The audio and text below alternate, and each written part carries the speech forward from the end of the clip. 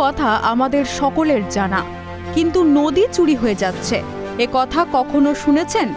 অবাক হচ্ছেন তাই তো? তবে এটাই এখন বাস্তব। রবীন্দ্রনাথের প্রতিবেশিনী সেই কোপাই নদী গহ্বর দখল করে চলছে অবৈধ বহুতল নির্মাণ। সরকারিভাবে কোনো অনুমতি না নিয়েই কোপাই নদী দখল করে দিনের আলোর পাশাপাশি রাতের অন্ধকারে লাইট জ্বালিয়ে যুদ্ধকালীন তৎপরতাতেই চলছে নির্মাণ কাজ। বিষয়টি খতিয়ে দেখে কড়া পদক্ষেপ নেওয়ার আশ্বাস স্থানীয় প্রশাসন থেকে শুরু করে শাসক দলের। এটা আপনাদের মাধ্যম দিয়েও জানতে পারলাম। দেখুন, আমি যখন বীরভূম জেলা পরিষদের সভাধিপতি আসনে বসেছিলাম তখনই বলেছিলাম যে আমি খাবেও না, কাউকে খেতেও দেবো না। এটা যদি অন্যায় হয় তাহলে আমি বরদাস্ত করব না। আপনাদের মাধ্যম দিয়ে আমি জানতে পারলাম, আপনার কাছ থেকে ভিডিও ফুটেজটাও নেব এবং সরজমিনে তদন্তও করব। এখানকার বিএলও বা এসডিও যারা আছে তাদের সকলকে বলবো ওখানে বিষয়টা দেখার জন্য এবং যত দ্রুত সম্ভব যারা নির্মাণ কার্য চালাচ্ছে সেটাকে বন্ধ করার জন্য। না হলে ব্যবস্থা নেওয়া হবে, যেখানে জানানোর সেখানে আমি জানাবো। ঐতিহ্য ক্ষেত্রের আওতায় যদিও নেই, কিন্তু খোয়াইয়ের প্রকৃতি আর কোপাই নামের ছোট নদী ছাড়া কি শান্তিনিকেতন পূর্ণ হয়? ইউনেস্কোর সম্মান প্রাপ্তির সময়ে এই দুই জায়গা নিয়ে প্রশ্ন তুললেন স্থানীয় এবং শান্তিনিকেতনবাসীদের একাংশ। তাদের জিজ্ঞাসা, কোথায় কোপাইয়ের স্ফটিক জল? খোয়াইও কি হারিয়ে যাচ্ছে না? প্রশাসন অবশ্য দাবি করেছে সম্পদ নষ্টের খোঁজ পেলেই ব্যবস্থা নেওয়া হবে। বিজেপি অবশ্য বলেছে তৃণমূলের দ্বারা সবই সম্ভব। দেখুন, আমরা এর আগেও অনেকবার সরব হয়েছি যে এখানকার যে রবীন্দ্রনাথের যে আমাদের একটা ঐতিহ্য, আমাদের রাঙামাটির অঞ্চল এই বীরভূম, এখানে নদী গাছপালা নিয়ে আমাদের এই পরিবেশ, এখানে বাইরের দেশ থেকে বাইরের জায়গা থেকে অনেক পর্যটকরা আসেন এই সমস্ত আনন্দ উপভোগ করার জন্য।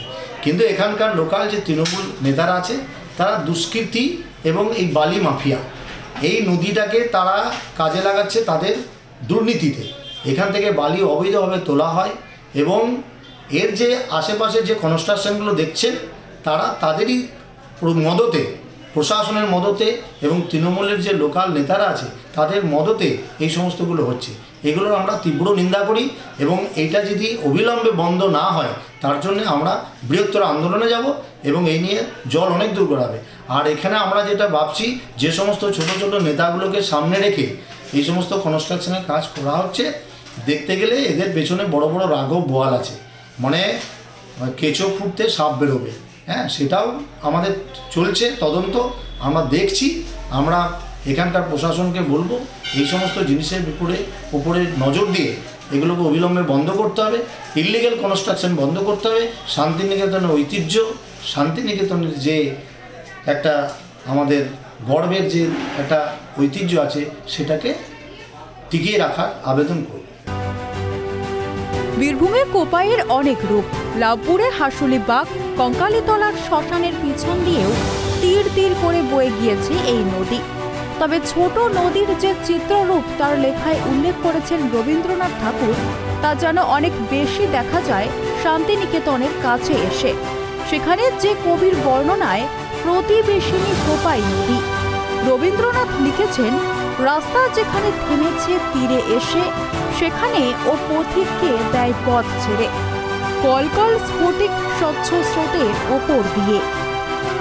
পরিষ্কার কথা একটা কথাই বলি আপনাদের, কোনো জায়গায় কোনো বেআইনি নদীর গতিপথকে কেউ যদি অন্যভাবে ডাইভারশন করার চেষ্টা করে বা নদীকে দখল করার চেষ্টা করে, সরকারি জমি দখল করে কেউ যদি কনস্ট্রাকশন করে, কাউকে রেহাই দেওয়া হবে না। সে যত বড়ই উঁচু দরের মানুষ হোক আর যত যে জায়গায় তার হাত বা মাথায় হাত থাকুক, আমরা ঢুকবো। কারণ রবি ঠাকুরের এই জায়গায় তার যে চিন্তা ভাবনা, এগুলো কেউ ধ্বংস করবে আর এটা আমরা মানতে পারি না, এটা মানব না।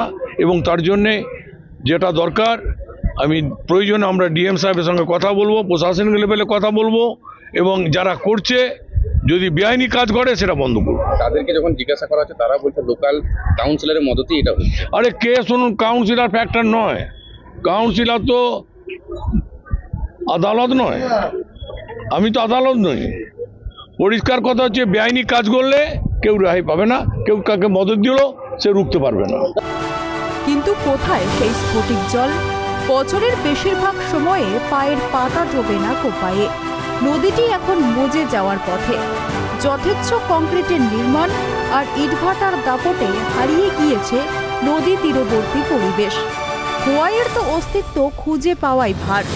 এই দুটি যেভাবে ধ্বংস হচ্ছে তা নিয়ে উদ্বেগ প্রকাশ করেছেন নদী বিজ্ঞানী থেকে শুরু করে পরিবেশবিদরা। তারা মনে করছেন এখনই ব্যবস্থা না নেওয়া গেলে কোপাই আর খোয়াই মানচিত্র থেকে মুছে যেতে পারে। কিন্তু কোপাইকে বাঁচাতে কবে প্রশাসনের সদিচ্ছা হয় তা নিয়েও প্রশ্ন তুলেছেন অনেকেই। বীরভূম থেকে জয়ন্ত দাসের রিপোর্ট, ট্রাইব টিভি।